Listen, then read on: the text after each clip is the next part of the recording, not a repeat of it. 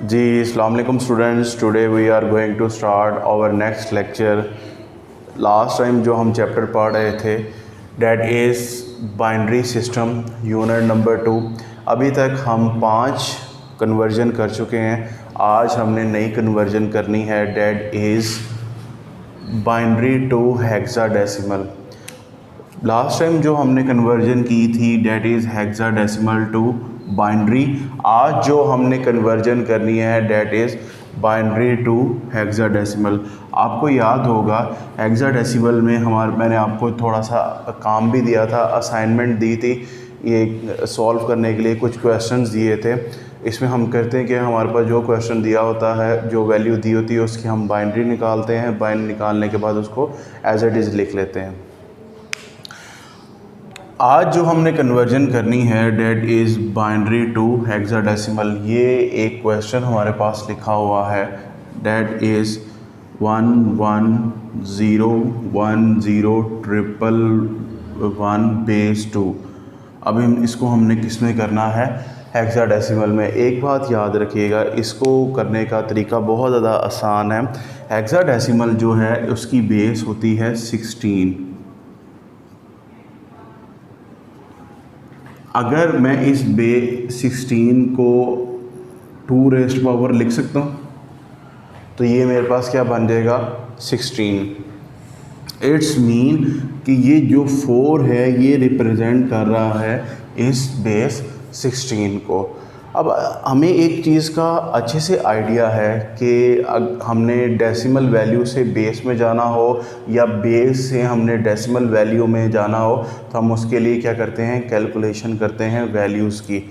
लेकिन जब हम दोनों बेस को डील कर रहे हों तो उसके लिए हमारे पास ना हम एलसीएम लेते हैं और ना ही हम उसके लिए मल्टीप्लाई करते हैं। उसके लिए आसान हल ये है, जैसे कि हमने हेक्साडेसिमल टू बाइनरी में किया था कि जो वैल्यू आ रही थी हमने उसका क्या किया था, 1 बाय 1 बाइनरी निकाली थी और उसको लिख लिया था। अब इसमें हम क्या करेंगे, इसमें आप गौर करिएगा, जब हम बाइनरी टू हेक्साडेसिमल वैल्यू को सॉल्व कर रहे होंगे तो हमने राइट साइड से ये वैल्यू को लेना है और इसकी 4 की पेयरिंग करनी है। लाइक ये आ जाएगा आपके पास, ये 4 की पेयरिंग कर ली क्योंकि आप हेक्साडेसिमल में डील कर रहे हैं। उसके बाद ये एक 4 का सेट बना लिया। अगर देखा जाए तो ये आपके पास बनेगा 1 1 1 1, ये एक पूरा एक सेट बन गया, ठीक है। उसके बाद 0 1 0 1, एक ये पूरा सेट बन गया और उसके बाद ये 1 बच गया आपके पास खाली। अब आप इसमें करेंगे क्या, आपने इसमें करना ये है, इसके लेफ़्ट साइड पे 3 ज़ीरो खुद से ऐड कर देने हैं इस सेट को कंप्लीट करने के लिए। इस सेट को कंप्लीट करने के लिए हम क्या करेंगे, राइट इसके लेफ़्ट साइड पे 3 ज़ीरो खुद से ऐड कर देंगे।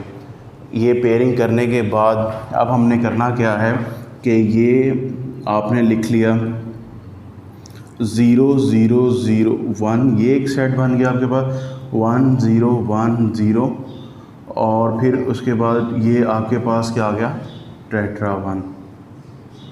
अंडरस्टैंड। अब आप थोड़ा सा गौर करते जाएंगे कि हेक्साडेसिमल से बाइनरी में जिस तरह हम सॉल्व कर रहे थे ये उसका ऑपोजिट बनता जाएगा आपके पास। इसमें क्या आएगा, पहले हमने देखना है कि ये वैल्यू किसके बराबर है, ये वैल्यू किसके बराबर है। एक स्टूडेंट एक तरीका तो ये है कि आप इस वैल्यू को लें और इसको बेस 2 में कन्वर्ट करके डेसिमल में कन्वर्ट कर लें। और दूसरा तरीका ये है कि एक हमारे पास नंबर दिया होता है, की दी होती है, उसके नीचे ये वैल्यूज़ को पुट करते हैं और हमारे पास क्या आ जाता है, आंसर आ जाता है। लेकिन आपके लिए जो आसान तरीका रहेगा, आपने क्या करना है, इन नंबर्स को डेसिमल में कन्वर्ट करना है और फिर यहाँ पे 1 बाय 1 लिख लेना है। जैसे कि आपके पास ये लिखा हुआ है 0 0 0 1, आप इसको क्या करेंगे, डेसिमल में कन्वर्ट करने के लिए आपके पास क्या आ जाएगा, 0 multiply by 1 plus 0 multiply by 1 plus 0 multiply by 1 plus 1 multiply by 1। Understand. तो ये आपके पास क्या आ जाएगा, पावर 0 1 2 3, ये 0 प्लस 0 प्लस 0 प्लस 1, तो इसका आंसर क्या आ जाएगा आपके पास 1। इनको सॉल्व करने के और भी तरीके हैं, लेकिन ये सबसे ज़्यादा आसान और ऑथेंटिक तरीका है। इसमें मिस्टेक होने के चांसेस बहुत ज़्यादा कम हैं। नेक्स्ट आ जाएगा आपके पास 1 0 1 0 आ जाएगा 1 मल्टीप्लाई बाय यहाँ पे आपके पास 2 आएगा। यहाँ पे आपने क्या लिखना है 2, क्योंकि बेस 2 में कर रहे हैं ना हम इसे, ठीक है। ये आ जाएगा 1 multiply by 2 plus 0 multiply by 2 plus 1 multiply by 2 plus 0 multiply by 2। ये आएगा 0 1 2 3 2 rays power 3 8 plus 0 plus 2 plus 0। तो 8 और 2 कितना हो गया 10। तो 10 को हम किससे रिप्रेजेंट करते हैं a से। तो यहाँ पे क्या आ जाएगा 1 आ जाएगा, यहाँ पे क्या आ जाएगा a आ जाएगा। अब नीचे जो आपके पास 1 1 दिए गए हैं उसे हम सॉल्व कर लेंगे। ये आ जाएगा आपके पास 1 1 1 1 multiply by 2 plus 1 multiply by 2 plus 1 multiply by 2 plus 1 multiply by 2 0 1 2 3।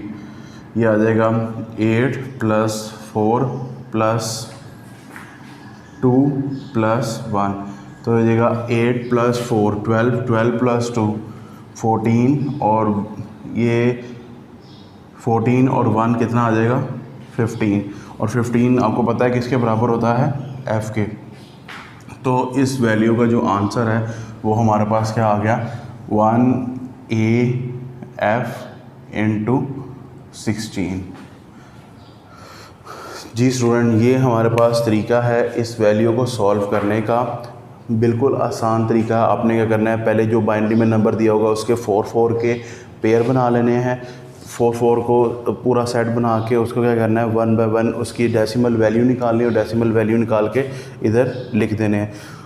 जैसा कि मैंने बताया इसको सॉल्व करने का और भी तरीका है, लेकिन जो आसान और ऑथेंटिक तरीका है जिसमें मिस्टेक होने के चांसेस बहुत ज़्यादा कम हैं वो आपके पास ये तरीका है।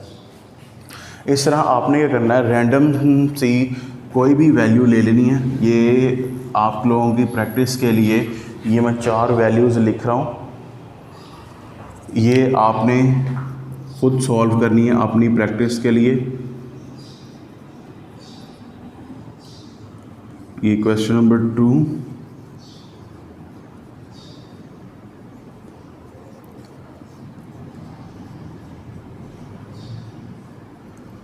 जी ये 3 क्वेश्चन है, ये आप लोगों ने असाइनमेंट में करने हैं।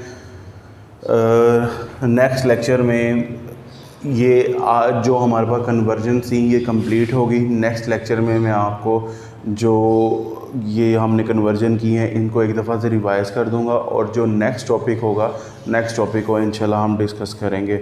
आपको कोई बात समझ ना आई हो या कोई भी मसला मसाइल हुआ हो तो आप वो पूछ सकते हैं। और इसको आपने क्या करना है, तमाम वैल्यूज़ को 4 4 का सेट बना के सॉल्व करना है, डेसिमल वैल्यू निकालनी है और उसके साथ पुट करनी है। नेक्स्ट लेक्चर में हम इंशाल्लाह इस तमाम जितनी भी कन्वर्जन कर चुके हैं इन्हें एक दफ़ा फिर से देखेंगे और आगे मज़ीद सॉल्व करेंगे। जी थैंक यू।